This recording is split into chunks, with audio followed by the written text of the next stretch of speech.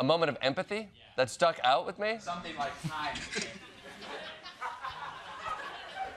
No, that is a good question. You know what?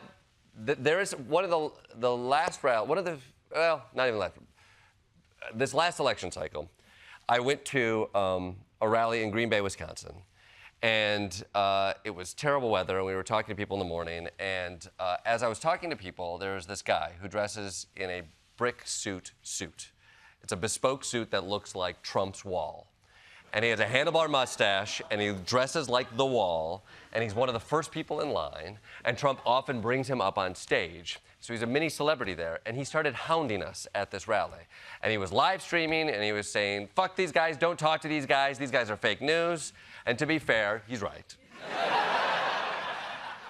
But he sort of trolled us for hours that day. He literally took out a phone and he stuck it into a wall. He's obsessed with walls. To try to capture something. Our crew was on a smoke break, and he wanted to try to capture something to get them in trouble. And it was a long, hellish day of filming, and it was a snowstorm. And so we rushed to the airport, and we got snowed into Green Bay, Wisconsin for the night, because we usually try to leave. And so we stay in Green Bay. And the next day, we all leave on different flights. And I go to the airport alone, and I show up at the airport, and my flight is delayed 3.5 hours. And who is there? But Brick Suit Man. And this is the Green Bay airport, so nobody else is there. And he looks at me and he says, do you want to talk? And obviously I'm like, no, I don't want to talk. This is a nightmare. And this is before I'm traveling with 4 security guards. And real talk, security protocol has changed since the story. But I sat down with him, and for the first half hour, we're all sort of feeling each other out. But then once we got past this fear, his fear that, like, I got a camera crew trying to catch him, and my fear that he's trying to have some sort of gotcha moment with me as well, we started talking about shit. I started to learn about him. He started to learn about me. I asked him about things that I thought were BS about Donald Trump. He was open and vulnerable about the things and the weaknesses he saw in Donald Trump.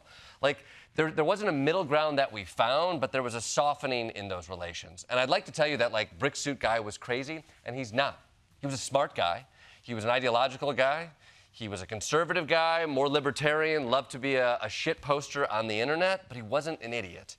We talked for 3.5 hours.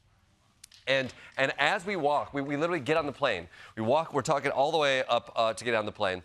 And I show my ticket to the ticket taker, and she goes, oh, you're in an exit row.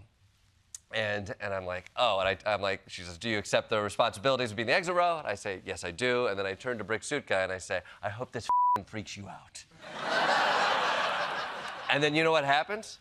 He laughs. And to me, that is the whole thing. Like, he wasn't offended. He didn't take it personally. He found humor in that moment. And I'm like, I find optimism in that. I don't know how to recreate 3.5 hours in a Green Bay airport with a nemesis of yours. But I know that, like, there's a softening when you remove the cameras, when you move the fear that this conversation isn't just transaction for a gotcha moment, but an actual conversation about the things that you care about and things you're unsure about.